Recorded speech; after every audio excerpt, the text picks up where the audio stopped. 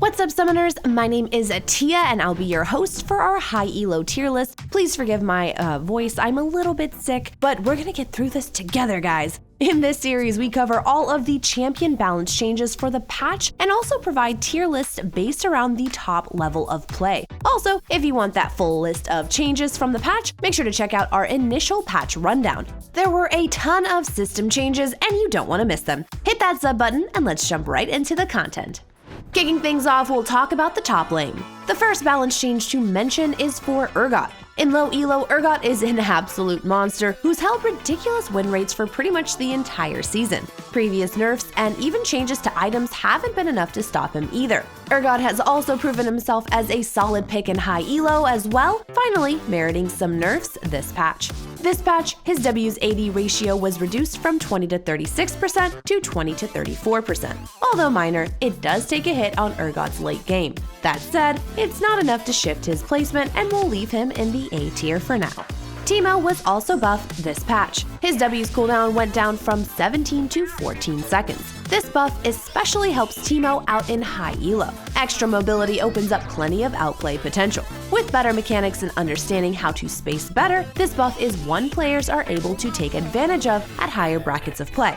Previously overplaced, we think Teemo can now appropriately fit into the A tier with this buff. Singed received a pretty big buff this patch as well. His E's cooldown was reduced from 10 to 8 seconds based on skill rank.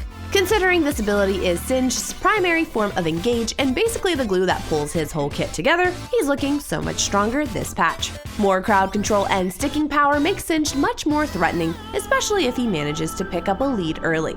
At level 9, this is also an increase in damage output from before. If you manage to get in 2 casts of your E, it's not only the spell damage you have to account for, this also guarantees more poison damage. He's up to the S tier with this buff.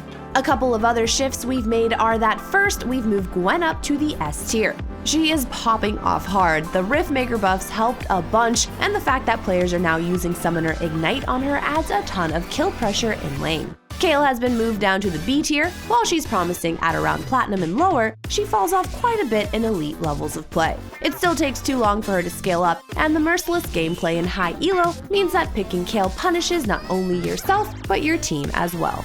Shen has been moved up to the OP tier this time. The buff to his ultimate continues to produce great results for Shen. His strong early laning as well as newly added late game scaling make him one of the most valuable picks for several team comps. Finally, Lee Sin has been moved up to the OP tier. He's a highly contested pick in high elo, and in spite of a small nerf to his E this patch, his high damage output, built-in sustain, and incredible mobility mean he's still going to dominate this patch.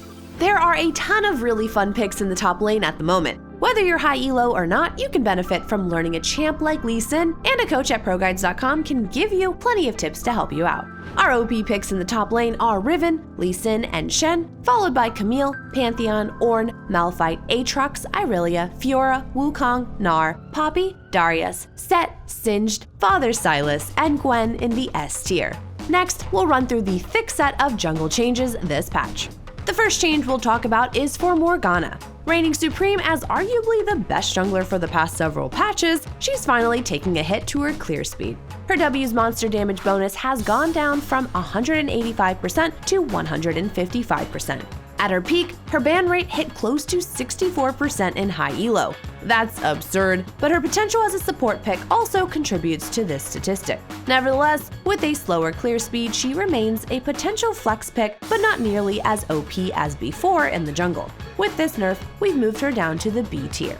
As we mentioned earlier, Lee Sin was also nerfed this patch. His E's cooldown was increased from 8 to 9 seconds. Although he had a rough start to the season, Lee Sin was buffed several times this season. The previous buff to his E was excessive, so he's getting it cut back just a bit. With only a second increase on the ability, Lee Sin will still have a pretty fast clear speed and remain a strong duelist. We'll leave his placement untouched. Next is Rumble Jungle, and yes, he was nerfed as well. In particular, he's been a menace in high elo, ending with above a 40% ban rate last patch. Rumble's passive bonus damage against monsters was reduced from 120 to 80. 40 damage lost on his passive is gigantic. That's potentially several hundred damage lost on every jungle camp, and his clear speed is taking a big hit as a result. In fact, the insane clear speed was one of Rumble's greatest strengths, and while we mentioned in our mid-patch update he was an S tier pick in high elo, we've moved him down to the B tier this patch. Another OP pick that was nerfed was Elise. Her spider form auto attack AP ratio was reduced from 30% to 20%. This makes her a lot less snowbally and also decreases her clear speed in the mid and late game. In spite of this, Elise's oppressive early game ganks and dives remain practically untouched aside from the loss of a little damage. She'll remain a great pick in high elo for the sheer amount of pressure she can provide. We have another nerf, and that's for Shaco. AP Shaco Jungle has recently gained some popularity. While he remains a playable support as well, the fact that a new build has surfaced in the jungle means that Riot is ready to nerf it. His W damage per hits AP ratio has gone down from 10 to 9%, and his E's AP ratio was reduced from 55 to 50%. AD Shaco remains the same pick as before, and we'll leave him in the S tier. This patch will start off buffs with Graves. His AD per level is up from 3 to 4 this patch. With some increased scaling, Graves looks like he'll be in a much better spot than before. We previously had him overrated, but fixed his placement in our mid-patch update last patch. All things considered, we'll place him in the B tier for now. Before we move forward, let me ask you our question of the day. Do you think there's enough champion diversity in the game right now? Personally, I do. Don't get me wrong, there are champions that are still extremely weak, but I think the majority of them are a little bit better than just playable. A lot of new champs are also being pushed into the jungle, and some junglers are even being played in other roles. Honestly, I'm a fan. I like the creativity and just seeing champs kinda everywhere. That's enough what I think. I wanna know what you guys think down in the comments below. Hecarim was also buffed this patch. After destroying him, Riot is taking the next necessary steps to hopefully have him find a healthy spot in the meta. His Q's bonus AD ratio was increased from 70 to 75%. His E's minimum bonus AD ratio up from 50 to 55%, and the maximum bonus AD ratio up from 100 to 110%. With his previous tank build, Hecarim could one-shot anyone while being unkillable himself. He received massive shifts of power, and the end goal was to let him retain that one-shot potential at the cost of his tank build. The result was that he was just bad. No way to sugarcoat it, and with some increased AD ratios, players should have an easier time actually using the new AD builds that are intended for him. Also previously overrated, we now have Hecarim in the B tier after this buff. Nautilus received a massive buff to his E this patch. His E now deals 200% increased damage to monsters. With this big of a buff to clear speed, we can absolutely expect to see Nautilus flex picked much more often this patch. We'll hold off on rating him for now, but we do think he'll be strong. Our mid-patch update should have a placement ready for him. Finally, Master Yi received adjustments this patch, pushing him away from lethality builds. His Q's AD ratio is down from 100 to 90%, and his E's damage on hit has gone up from 20 to 60 to 30 to 70. Clearly, this is a direct buff to attack speed builds. Master Yi has traditionally struggled in high elo, and we'll leave him in the B tier for now. Our OP picks in the jungle are Elise and Lee Sin, followed by Nunu, Evelynn, Kayn, Talia, Fiddlesticks, Rek'Sai, Viego, Nidalee, Kha'Zix, Shaco, Karthus, Diana, Xin Zhao, and Kindred. Kindred has been welcomed to the S tier. In terms of ranged junglers, Kindred definitely takes the prize right now. Previous buffs have put them in a great place. They scale well and can also abuse their range advantage over many enemies. That covered, let's talk about the mid lane next. In the mid lane, we'll start with Qiyana. This change is definitely targeted at high elo. She dominates in higher brackets and has much less success in lower ones. Her W's bonus movement speed was reduced from 5 to 13% to 3 to 11%. Less movement speed from her W means that her roaming is a lot weaker than before. It also means she's not going to be as effective at chasing enemies down and running away. A lot of the time, players want to take advantage of Qiyana and force a fight. However, her superior movement speed means that she gets to choose which fights she wants to and doesn't want to take. While this nerf isn't big in terms of combat, it primarily weakens her ability to quickly move to a side lane for a free takedown. With her roaming power only slightly weaker than before, we'll leave her in the OP tier. Next, Azir was buffed. His Q's mana cost has gone down from 70 to 55. As a result, he's much less reliant on blue buff and can pick up more farm even in losing matchups. It'll definitely help players out in a variety of situations, and we've moved Azir up to the A tier. Rise received a pretty nice buff this patch as well. His HP per level was increased from 98 to 110. This means he'll end up with 200 more health than before in the late game. Rise's range isn't incredibly high, and you end up having to get pretty close to your enemies in many fights. The loss of Seraph's shield has been tough on Rise this season, and with some extra durability, he should have a much better shot.